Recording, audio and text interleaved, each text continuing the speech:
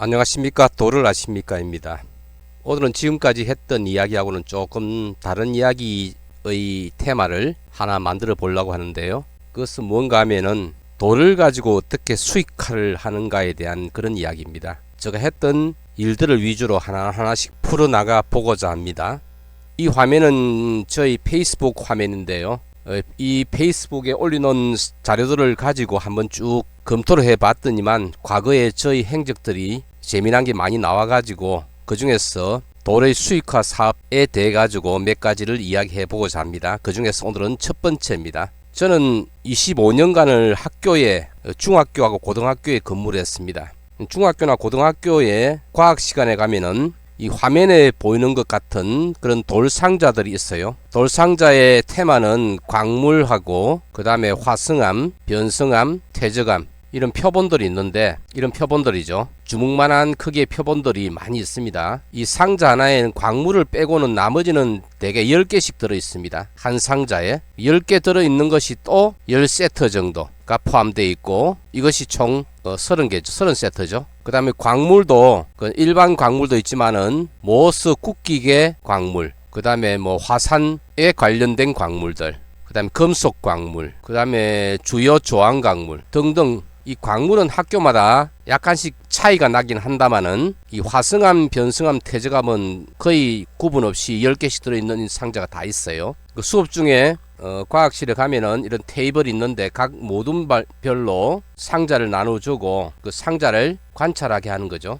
그 관찰한 다음에 다시 상자에다가 처음에 상자를 이렇게 10개 들어있는 상자에서 돌을 끄집어내서 보고는 이걸 그대로 집어넣는다면 문제가 없는데 학생들에 따라서 또는 학교에 이것을 관찰하는 선생님의 수업 방법에 따라서 이것을 끄집어냈다가 이것을 이 자리에 안 집어넣을 수 있단 말입니다. 이 위에는 물론 이 자리마다 암석 이름이 다 있어가지고 어느 자리에 뭐다 표시가 되어 있거든요. 그래서 이 돌이 막 결국은 뒤섞여요. 그래서 제가 이 문제를 어떻게 해결할 수 없을까 해가지고 그 당시에 후배들이나 뭐 선배님들로부터 연락이 와가지고 좀 이것을 정리를 해 주었으면 좋겠다 하는 그런 의뢰를 많이 받아가지고 실제로 학교에 가가지고 이것들을 다 정리해 주는 경우가 있습니다. 그러면 정리만 해주는 상황뿐이 아니라 정리와 더불어서 망실된 표본이 없는 게 있잖아요. 아니면은 큰 것들이 깨어져 가지고 작게 돼 있다든지 이런 것들을 교체를 줍니다.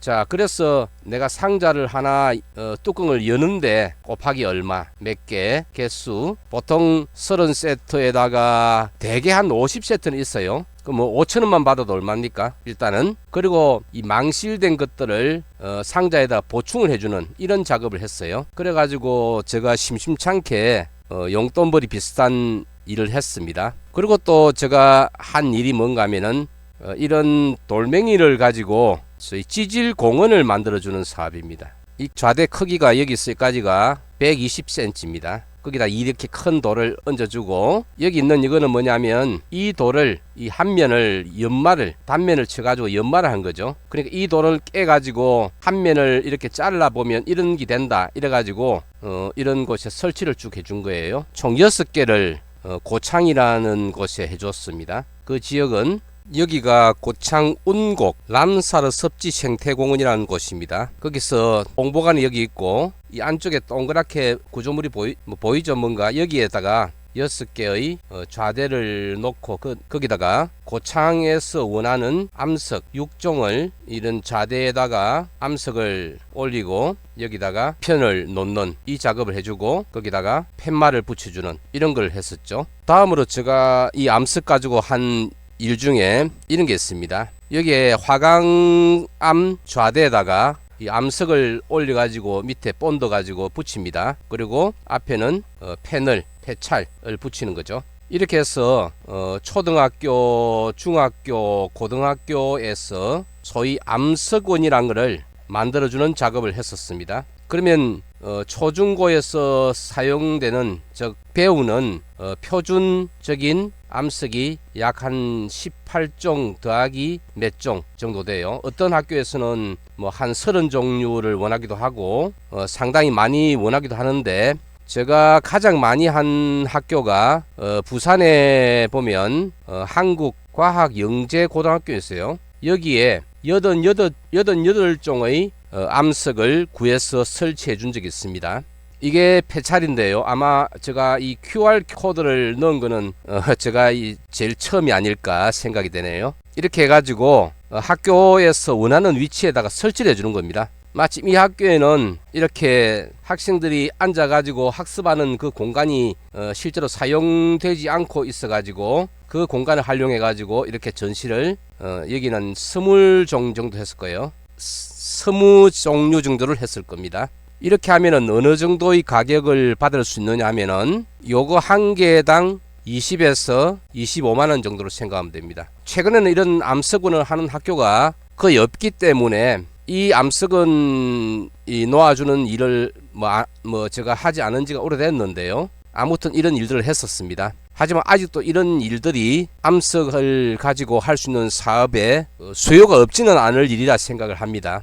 자, 여기는 다른 학교에 해준 건데 제가 암석 말고 이런 광물을 이렇게 유리통에다 넣어 가지고 이쪽에서 보면 형석, 이쪽에서는 석영, 수정 이거를 넣어 준 것이고요. 자, 이 학교에는 이렇게 화단에 이렇게 일자로 해달라 해가지고 쭉 해줬어요. 그러면 학생들이 이런 동선을 따라서 가면서 관찰하고 학습할 수 있겠죠. 그리고 이 학교에 해주면서 제가 재미있게 만들어 준다고 생각했던 게 이겁니다. 여러 가지 광물을 모아 가지고 이렇게 결정형이 뚜렷한 광물들을 한꺼번에 이렇게 설치해 준 거예요. 이 자수정 맥이고 실제 자수정, 이거는 형석, 석류석, 방해석, 황철석, 그다음 수정. 그리고 또 이게 제가 교사를 은퇴할 점에 의뢰를 받아서 해준 것이에요. 부산에 가면 부산 체험과학관이라는 데 있습니다. 여기에 석백을 만드는데, 자, 석백을 잘 보시면 돌을 좀 구분이 될 겁니다. 이 선을 따라 가지고, 그리고 요 위에도 약간 암석이 차이가 나는데 하여튼 간에 이렇게 돼 있고,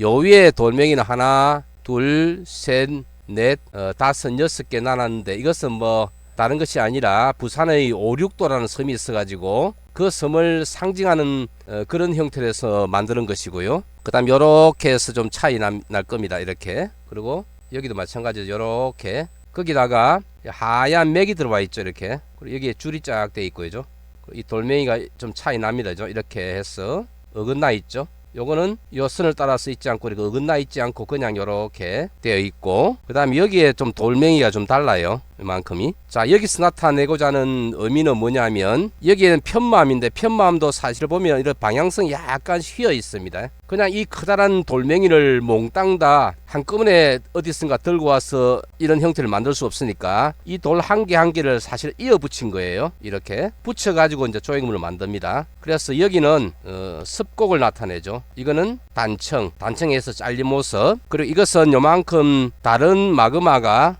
관입을 했다는 의미로 이렇게 다른 암석을 넣어놨고요. 그리고 여기에 돼 있는 요 위에는 지층이죠. 자, 이런 지층과 지층 사이에 밑에는 변성암인데 위에는 퇴적암이다. 그렇죠. 그래서 요 사이에 있는 요것이 소위 기저여감이라는 지질학에서 중요한 개념입니다. 그리고 요 선이 이 돌과 이 돌 사이가 시대가 차이 나는 부정합이란 것을 나타내고요. 그리고 여기에 이제 하얀 광맥이 여기하고 관입을 하고 있고, 여기는 광물이 관입을 했는데 즉 광맥이죠. 여기는 암석이 들어왔습니다. 그래서 이거는 암맥입니다. 이런 의미로 제가 석백을 만들어 준 거예요. 그런데 그 이후에 여기서 저보고 이 그림을 좀 해설을 해달라 해가지고 제가 이걸 그려본 겁니다. 그린다다가 색깔을 약간 칠해가지고 그 전체가 어떻게 되는지를 한번 조망한 것이죠. 다시 한번 그 그림 한번 볼까요? 비교해서 이렇습니다. 이런 조형물을 과학관에다 만들어 주었습니다. 자, 그 다음에 이 그림이